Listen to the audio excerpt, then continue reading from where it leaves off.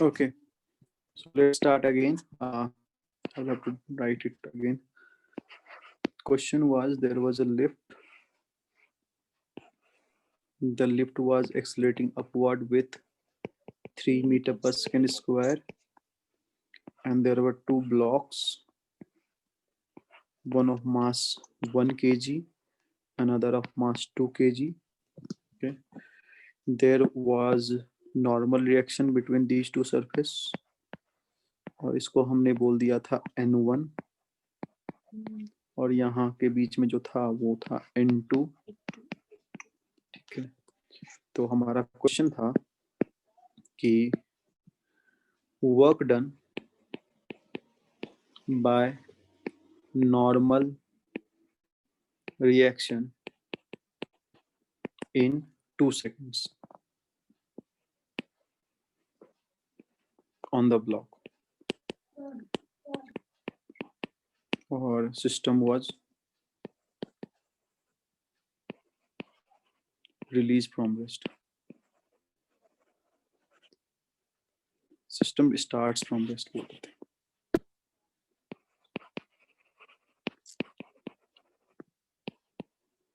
ठीक, तो हमने अभी तक निकाल लिया था कि डिस्प्लेसमेंट कितना होता है, तो S is equal to UT plus half into A into T का स्क्वायर, तो ये हो जाता था 6 मीटर, है ना.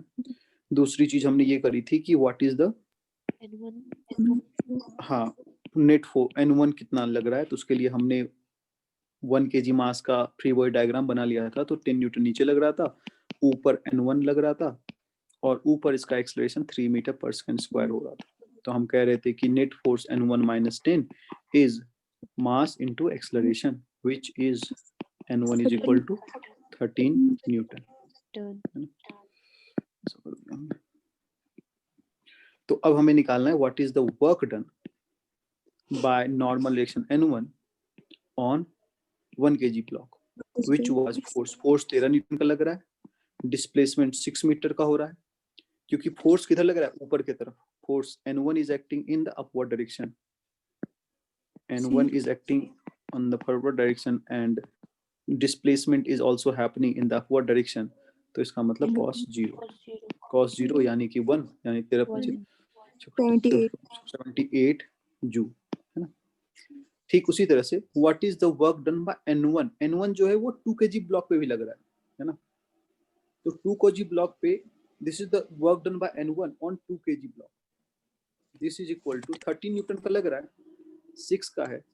अब ये जो N1 फोर्स लग रहा है 2 kg पे, ये नीचे के डायरेक्शन में N1 लगेगा. Action reaction pair acts on opposite to different bodies and in opposite direction. तो this is downward direction N1 है, और angle between force and displacement is 180. तो ये हो जाएगा cos 180, है ना. ये हो जाएगा -78 जूल. अब तीसरा है N1 N2 निकालना. N2 निकालने के लिए हम क्या कर सकते हैं कि हम सेकेंड बॉडी का फ्री बॉडी डायग्राम बनाएं, जिसमें इसका वेट फोर्स लगेगा 20 न्यूटन, है ना. N1 लगेगा नीचे और N2 लगेगा ऊपर, और इसका एक्सेलरेशन होगा ऊपर 3 मीटर पर सेकेंड स्क्वायर का. तो हम लिखेंगे N2 ऊपर में लग रहा है -20 minus N1 is equal to 2 into acceleration 3. तो N2 is equal to 20 plus 6 plus N1 की जगह पे हम 13 लिख देंगे, तो ये हो जाएगा 39 न्यूटन. तो मैं वर्क डन लिखना चाहता हूँ. Work done bye N2 on कितने kg block, N2 on 2 kg block. ये हो जाएगा आपका force is 39, displacement is 6, angle is 0, क्योंकि ऊपर ही लग रहा है. Excuse me sir. हाँ बोलिए. हमारा N1 13 न्यूटन है ना सर? हाँ. अच्छा सर, ठीक. N1 13 न्यूटन है. 13 प्लस 6 इज 19, है ना. ठीक, तो 9 चौक 1 के 4, हाथ मेरा 5, 6 3 18, 18 5 22, 23 हो जाएगा. 234 जूल इतना वर्क डन हो जाएगा. ठीक है. ओके, नेक्स्ट क्वेश्चन करें. सर हाँ, कुछ पूछना चाहते हैं कोई? सर अभी हम इस मतलब इन दोनों को हम एक ही सिस्टम मान सकते हैं ना? हाँ, इन दोनों को एक सिस्टम मान करके N2 के कारण वर्क डन निकाल सकते हैं। यस हाँ, N1 का वर्क डन लेने के लिए हमें 1 kg को अलग सिस्टम मानना पड़ेगा। 1 kg पे N1 जो है, जो वर्क करेगा उसका उल्टा वर्क डन 2 kg पे करेगा, क्योंकि दोनों में फोर्स का डायरेक्शन अलग अलग है लेकिन डिस्प्लेसमेंट का डायरेक्शन सेम है, इसलिए। सेम है। ठीक, चलिए नेक्स्ट क्वेश्चन करते हैं।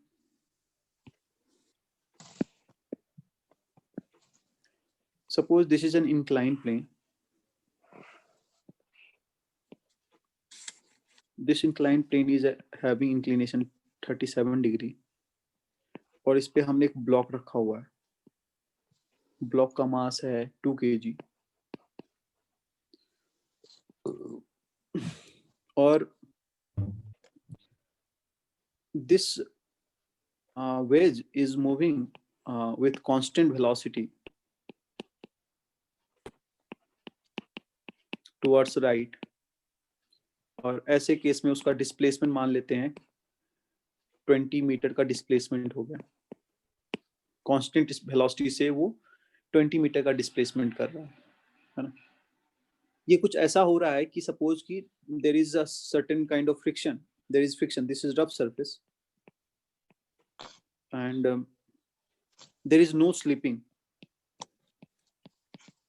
Slipping between the block and the wedge.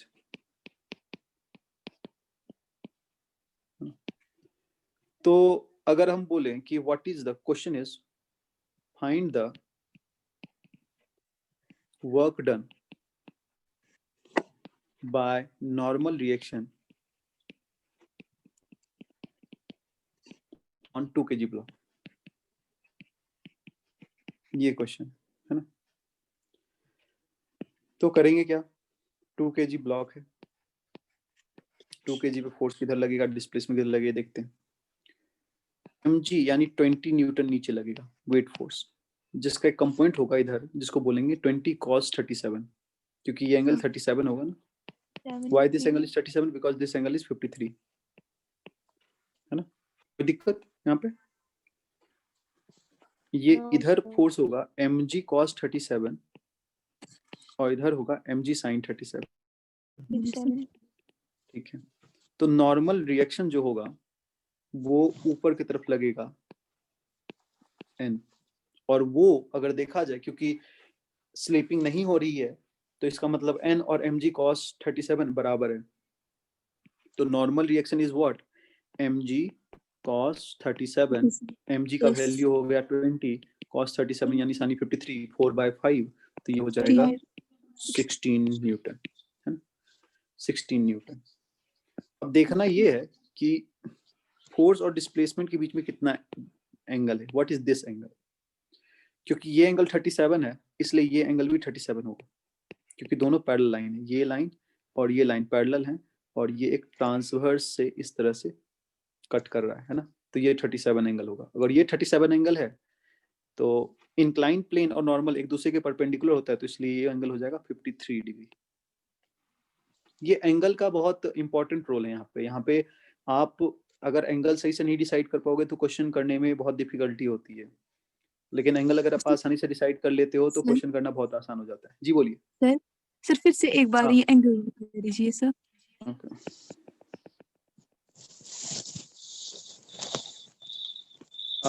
ये जो मैंने 53 डिग्री लिखा है और 37 लिखा है ये आप कर पाएंगे? जी सर। तो मैं ऐसे भी इसको बताता हूँ, जैसे ये अगर इंक्लाइन प्लेन है और अगर इस तरह से कोई लाइन बनाया तो अगर ये एंगल थीटा है तो ये एंगल 90 डिग्री माइनस थीटा आप लिख सकते हैं। yes, और कोई भी लाइन अगर इंक्लाइन प्लेन के परपेंडिकुलर आप बनाइएगा इस तरह से, क्योंकि परपेंडिकुलर है तो ये एंगल 90 डिग्री माइनस थीटा है, अगर 90 में से 90 माइनस थीटा घटाते हैं तो थीटा बचता है, यानी ये एंगल थीटा है, ऐसे बोल सकते हैं ना। ठीक है, ये एंगल तो एक पहले ये हो गया। जो अगर ये 37 थीटा इज 37 तो 90 में थीटा इज 53 और थीटा इज 37, ये 37 हो जाएगा, ये 37 है ही और ये 53 हो जाएगा, इस तरह से ये एंगल। ये एक पार्ट हो गया। दूसरा पार्ट ये हुआ कि अगर मैंने एक लाइन बना दी ऐसे horizontal, this is horizontal line, ये हॉरिजॉन्टल लाइन और ये हॉरिजॉन्टल लाइन और इस तरह से अगर एंगल हो, ये एंगल अगर 37 डिग्री है तो आप साफ साफ बोलोगे कि एंगल 37 डिग्री है, जी सर। है ना, क्योंकि ये एंगल 37 हो जाएगा। इसका मतलब अगर ये इंक्लाइन का लाइन है, ये जो लाइन है,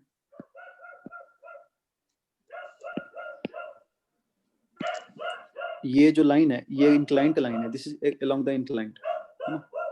तो इसके अगर परपेंडिकुलर कोई लाइन ड्रॉ करोगे आप, ये परपेंडिकुलर है, नॉर्मल रिएक्शन परपेंडिकुलर लगेगा। अगर ये एंगल थीटा है 37, तो ये एंगल 90 डिग्री माइनस थीटा हो जाएगा, यानी 53 हो जाएगा। जी सर। तो यही है इसका प्लस, समझ गया। यस तो यस ये सर। एंगल आपका हो जाएगा 53 डिग्री।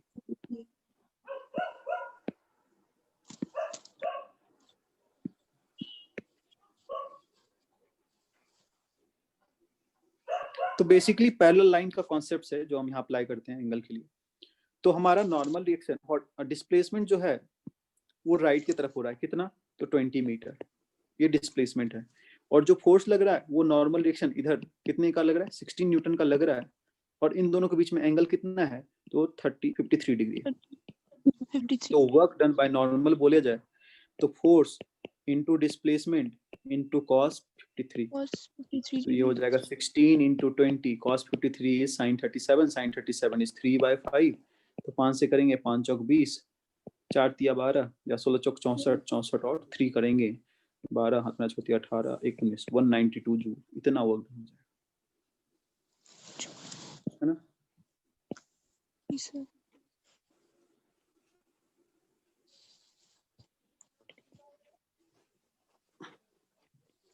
नेक्स्ट करें आगे।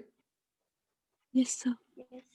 ठीक है, हमने एक चीज ये बता रखा है लेकिन मैं फिर से एक बार रिपीट कर दे रहा हूँ, work done bye mg force.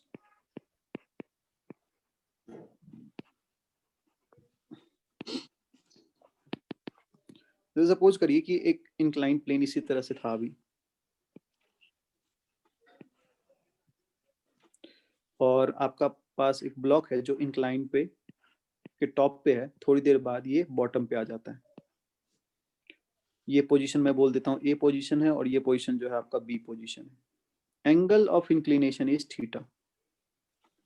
Suppose कर लेते हैं कि ये जो हाइट है वो h है,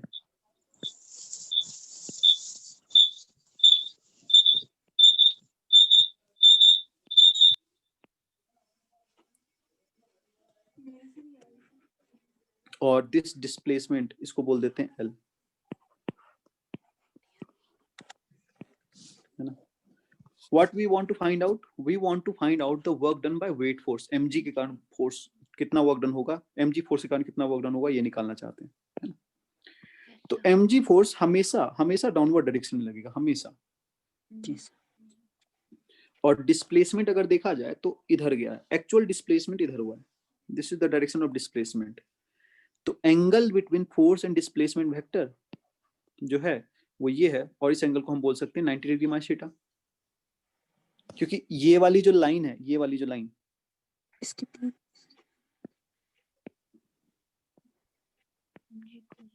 ये जो लाइन है, this is along the inclined और दिस लाइन इज परपेंडिकुलर, है ना। तो ये जो mg वाला लाइन है वो इस लाइन के अलोंग है, और जो डिस्प्लेसमेंट वाला डायरेक्शन है वो इस वाले के एंगल है। तो जो ये एंगल होगा वही ये एंगल होगा, है ना। इसको इस तरह से देख सकते हैं, ठीक है।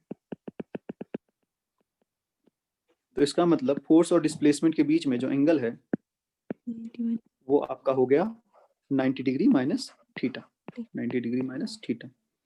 तो हम वर्क डन लिखते हैं वेट फोर्स के कारण, तो ये हो जाएगा force into displacement into cos of angle between them, है ना। तो ये इतना हो जाएगा, इसको हम लिख देंगे mgl sin theta, cos 90 minus theta is sin theta. अगर हम देखें तो इसमें कि अगर ये if this is L then this length is L cos theta and this length is L sin theta। L sin theta को हम लिख सकते हैं h के बराबर, है ना। तो हम सीधा लिख देंगे mgh। अगर देखा जाए तो इस फॉर्मूले को मैं अलग फॉर्मूले में कन्वर्ट करना चाहता हूँ, जो मैंने पहले भी बता रखा है। Force, sorry, mg is the force and h is the displacement. लेकिन h एक्चुअल डिस्प्लेसमेंट नहीं है, h वो डिस्प्लेसमेंट है जो फोर्स के डायरेक्शन में हुआ है।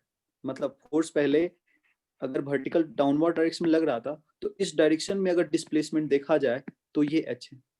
तो इसको हम लिखेंगे force into displacement along the direction of force।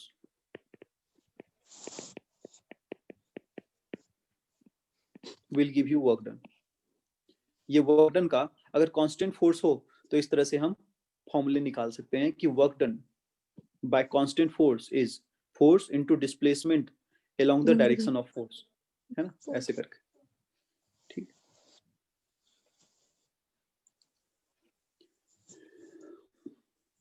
मैं नेक्स्ट स्लाइड पे जाऊं। 1 minute sir. Done sir. Okay, तो अगर मान लेते हैं कि कोई पॉइंट है ए एंड कोई पॉइंट है बी, ये सेम लाइन है। मैं कांस्टेंट फोर्स की बात कर रहा हूँ, कोई कांस्टेंट फोर्स हो तो अगर मान लो कांस्टेंट फोर्स इस तरह से डिस्प्लेसमेंट करे, फोर्स हमेशा इसी डायरेक्शन में लगेगा। ये एक ऐसा फोर्स कांस्टेंट फोर्स है जो हमेशा इसी डायरेक्शन में लगेगा और मैग्नीट्यूड भी हमेशा ऐसा ही होगा। तो चाहे ये स्ट्रेट पाथ पे चले ए से बी के बीच में, या ए से बीच में किसी कर्व पाथ पे चले, ऐसे पाथ पे चले या ऐसे पाथ पे चले या ऐसे पाथ पे चले, ये डिफरेंट डिफरेंट पाथ के थ्रू ए से बी पे पहुंच जाए, लेकिन डिस्प्लेसमेंट में हर केस में डिस्प्लेसमेंट एस हुआ है और फोर्स का मैग्नीट्यूड और डायरेक्शन कांस्टेंट है। अगर इसको हम वर्क डन 1 बोलते हैं, इसको हम वर्क डन 2 बोलते हैं, इसको हम वर्क डन 3 बोलते हैं, इसको वर्क डन 4 बोलते हैं, तो हम बोलेंगे कि वर्क डन 1 जो है वर्क डन 2 के बराबर है, वर्क डन 3 के बराबर है, वर्क डन 4 के बराबर है। क्योंकि फोर्स का मैग्नीट्यूड कांस्टेंट है और फोर्स के डायरेक्शन में जो डिस्प्लेसमेंट सबका हुआ है वो सेम है। Because force is constant and displacement along the direction of force is also same। ऐसे तो ये कांस्टेंट फोर्स का वर्क डन कहलाएगा, है ना। नेक्स्ट स्लाइड में जाऊं।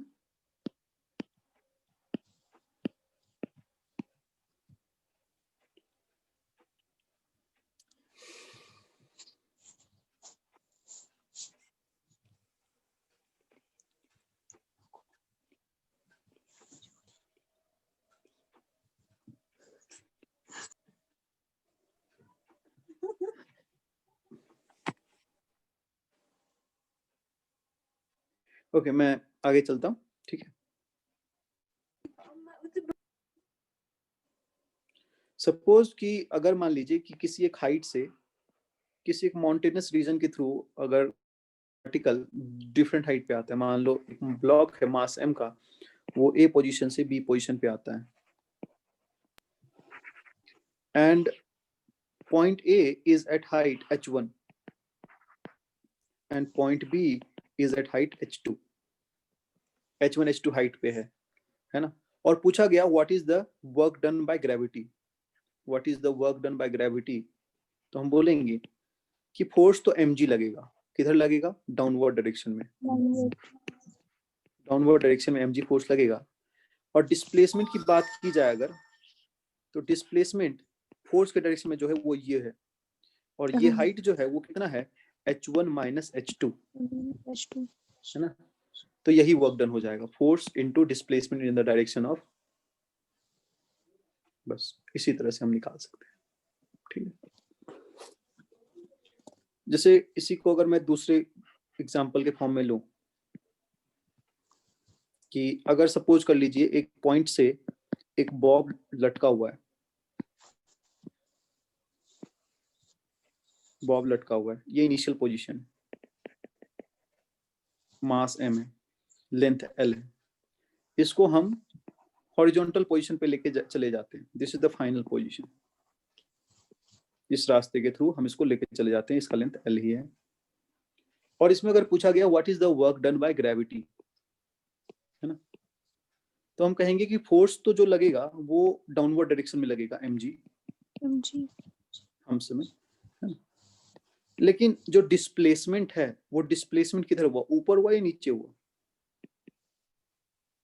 डिस्प्लेसमेंट तो ऊपर के डायरेक्शन में हुआ ना, yes sir फाइनल पोजीशन ये है, इनिशियल पोजीशन ये है, तो displacement along the direction of force ऊपर की तरफ हुआ है, इसीलिए इसको हम बोलेंगे माइनस एल, है ना, तो ये हो जाएगा माइनस mgl, इतना वर्क डन होगा।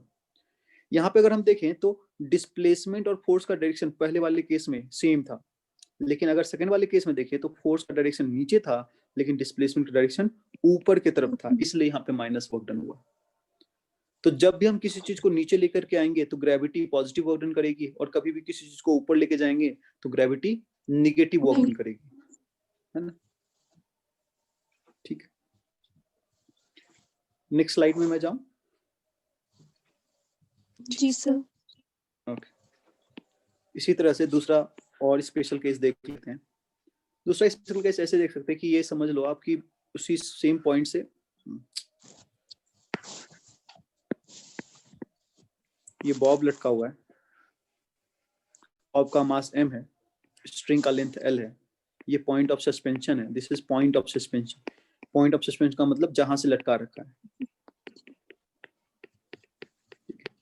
मैंने बस कुछ नहीं किया, इसको यहाँ से थोड़ा सा एंगल डिस्प्लेस कर दिया, डेविएट कर दिया, ये एंगल थीटा है, थीटा एंगल से इसको जाके डेविएट कर दिया। ये पोजीशन इनिशियल है, ये पोजीशन फाइनल है। पूछा हुआ है कि what is the work done in moving from A to B, initial से फाइनल गया तो कितना वर्क डन करा, कौन, gravity, work done by gravity पूछा हुआ है, mg के कारण वर्क डन कितना हुआ। तो हम कहेंगे कि फोर्स जो है वो mg लगेगा, और फोर्स का जो डायरेक्शन है वो डाउनवर्ड डायरेक्शन में लगेगा, फोर्स mg, है ना, लेकिन जो डिस्प्लेसमेंट हुआ है फोर्स के डायरेक्शन में वो अपवर्ड हुआ है, दिस इज द डिस्प्लेसमेंट। और अगर इसका लेंथ पूछा जाए तो मैं क्या बोलूंगा, मैं बोलूंगा कि ये पूरा का लेंथ l है, इसका लेंथ हो जाएगा l cos थीटा। देख लो, yes अगर sir आप इस ट्रायंगल को देखोगे तो this length will be l cos theta, this is l, तो this is l cos theta. तो इस लेंथ को हम बोल सकते हैं l minus l cos theta, है ना। और डिस्प्लेसमेंट का डायरेक्शन जो है वो ऊपर की तरफ हुआ है, तो फोर्स इनटू डिस्प्लेसमेंट, और क्योंकि तरफ डिस्प्लेसमेंट हुआ इसलिए माइनस साइन, तो ये फाइनल आंसर हो जाएगा minus mgl into 1 minus cos theta. इस तरह से ये थोड़े थोड़े से वेरिएशन है, और इसको लिखना, हाँ बोलिए,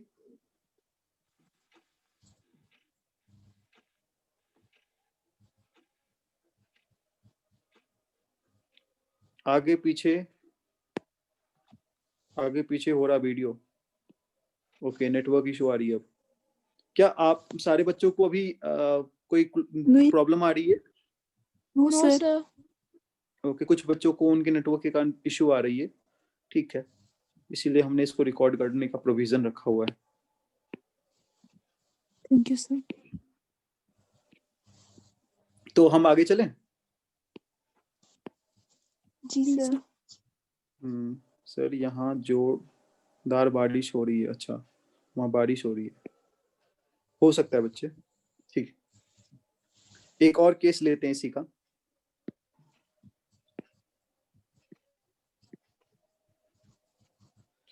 सिमिलरली इसी तरह से बॉब लटका हुआ है, और इसको अब हम थोड़ा सा उसके एक्सिस से ज्यादा ऊपर उठा लिया हमने, और बोला हुआ है कि this angle is theta. Question में बोल दिया ये एंगल थीटा है, ये इनिशियल पोजीशन था A, and this is final position B. ये इस पाथ के लंबा गया, इसका लेंथ l, पहले भी बाद भी, ऐसे।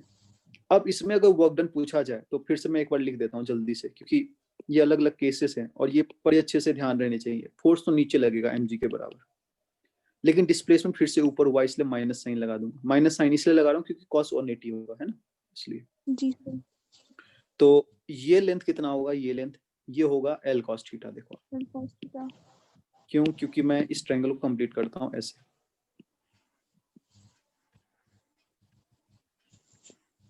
This angle is 90 degree. अगर ये लेंथ L है तो ये L cos थीटा होगा और ये L sin थीटा होगा। ठीक है, तो नेट जो हाइट होगा, नेट जो हाइट गया है ये, वो इस हाइट को गया है और वो होगा L plus L cos theta, minus sign लगा दिया, L plus L cos theta, इस तरह से। तो फाइनल आंसर हो जाएगा minus mgl into 1 plus cos of theta between. ठीक है, तो ये हमने अभी कांस्टेंट फोर्स के कारण वर्क डन देख लिया। Now let us move on two variable forces, है ना। What is the work done by variable forces? एक सेकंड स्लाइड बैक करना।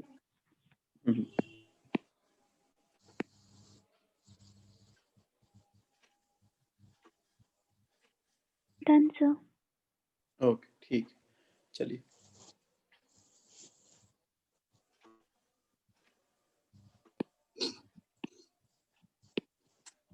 Work done by variable force.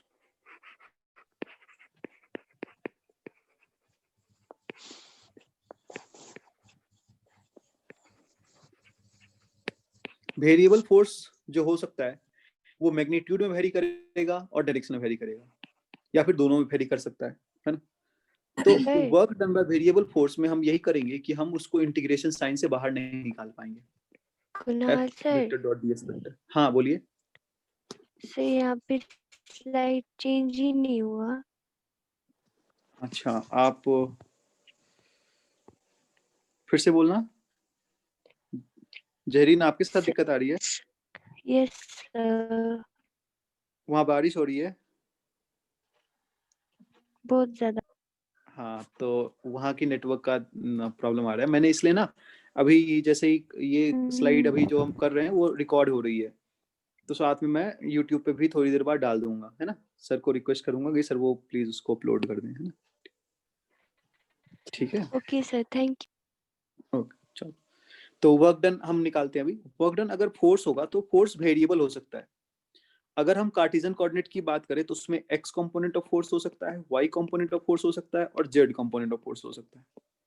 ये कंपोनेंट में हो सकता है कि कोई दो वेरिएबल हो या तीनों वेरिएबल हो या एक वेरिएबल हो, कुछ भी पॉसिबिलिटी है ना।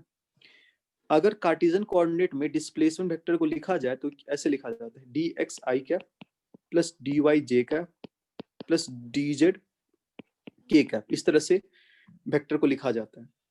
और जब हमने डॉट प्रोडक्ट लिखा था तो हमने ये बोला था कि आई के साथ डॉट जब लेंगे तो 1 आएगा, लेकिन आई का जे के साथ या आई का के के साथ अगर डॉट लेंगे तो 0 आएगा, है ना। तो अगर मैं वर्क डन निकालूं यहाँ पे F vector dot D S vector दोनों को मल्टीप्लाई करके, तो ये होगा एफ एक्स आई कैप प्लस एफ वाई जे कैप प्लस एफ जेड के कैप, इनका डॉट प्रोडक्ट लूंगा डी एक्स आई कैप डी वाई जे कैप प्लस डी जेड के कैप। जब मैं इसको मैं इंडिविजुअली एक को तीनों के साथ मल्टीप्लाई करूंगा तो आई का आई के साथ तो रह जाएगा, लेकिन आई का जे के साथ और आई का के साथ 0 हो जाएगा। तो इसलिए ये हो जाएगा एफ एक्स डी एक्स। फिर सेकेंड वाली टर्म को लूंगा तो F Y D Y plus F Z D Z. और क्योंकि जब भी कोई पॉइंट लूंगा, मान लेते हैं एक पॉइंट लिया मैंने ए, और ए पॉइंट का जो कोऑर्डिनेट है 3 डायमेंशनल कोऑर्डिनेट सिस्टम में x1 y1 और z1 है, और फिर बी पॉइंट तक गए फ्रॉम ए टू बी, ये फोर्स ए से बी वर्क किया तो x2 y2 एंड z2 इस तरह से। तो जब हम इसको वर्क डन करेंगे तो उसकी लिमिट भी पुट करेंगे कि x का x के साथ लिमिट कि x1 से x2 गया, है ना, y1 से y2 गया और z1 से z2 गया। इस तरह से हम इसका लिमिट सेट करेंगे और फिर हम इसको इंटीग्रेट कर देंगे तो हमें नेट वर्क डन जो है वो मिल जाएगा। ठीक है, फंक्शन है सही है। हाँ, ये फंक्शन है, ये वर्क डन है, work done bye a variable force. अगर वेरिएबल फोर्स कुछ होगा तो उसके कारण वर्क डन का फॉर्मूला हम ये यूज करेंगे, this is the work done by variable force, this is the formula for work done by variable force. ठीक है, इसी का एक एग्जांपल लेते हुए क्वेश्चन करते हैं। एग्जांपल में एक क्वेश्चन है, मान लेते हैं कि एक फोर्स वेक्टर है, उसको बोल देते हैं 2x i cap plus 3y square j cap plus 4k cap, ये मेरा फोर्स वेक्टर है। अब ये अगर फोर्स वेक्टर ऐसे लिखा जाए तो आप क्या ऑब्जर्व करोगे कि फोर्स वेक्टर इज कांस्टेंट और वेरिएबल?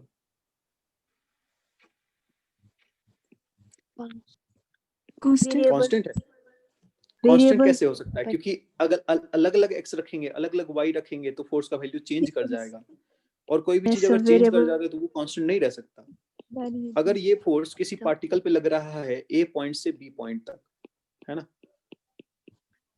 ये फोर्स वेक्टर का वो है, force vector is acting from a to b, है ना। तो what is the work done by this force? Find the work done by this force in moving the particle from A to B. Work done is how much? तो जैसे कि हमने ऊपर देखा कि एक फोर्स वेरिएबल है, फोर्स जो है वो वेरिएबल फोर्स है, तो उसके केस में वर्क डन हम इंटीग्रेशन के थ्रू निकालते हैं और लिमिट भी उसी हिसाब से रखते हैं। तो हम एक बार इसको अप्लाई कर देते हैं। तो हम करेंगे क्या, 2x dx, इसका लिमिट कहाँ से कहाँ तक होगा? तो x कोऑर्डिनेट पहले 0 था, फिर 2 हो गया, तो 0 से 2 तक, plus y coordinate 3y square dy, और y कोऑर्डिनेट चेंज हुआ 0 से लेके 1 तक, है ना, 0 0 to से लेके 1 1, plus z coordinate z force हो गया 4 इंटू dz, और इसका लिमिट पुट करेंगे 1 से लेकर के 3 तक, यही आपका वर्क डन दे देगा, है ना। अब इंटीग्रेट कर देते हैं, 2 इंटू x का इंटीग्रेशन हो जाएगा x स्क्वायर बाई 2, तो 2 कैंसिल हो जाएगा, x स्क्वायर के जगह पे 2 रखेंगे अपर लिमिट तो 4 हो जाएगा, 0 रखेंगे तो 0 हो जाएगा, तो पहले का आंसर 4 आ गया। दूसरे में y स्क्वायर का इंटीग्रेशन करेंगे तो y क्यूब बाई 3 आ जाएगा, 3 कैंसिल हो जाएगा, y क्यूब के जगह पे 1 रखेंगे तो 1 हो जाएगा, 0 रखेंगे तो 0 हो जाएगा, plus 4z, 4 into 3 minus 1 which is 2, 8 9 13 joule इसका वर्क डन आंसर है। ठीक है बच्चों? जी सर। ओके, ठीक है। एक और क्वेश्चन करते हैं, उसके बाद फिर आज ओवर करते हैं। अभी शायद मुझे लगता है 40 मिनट्स ओवर भी होने वाले हैं, है ना। कि suppose the question is a particle is moving on along x-axis under the force F is equal to 4 minus 3x Newton. Find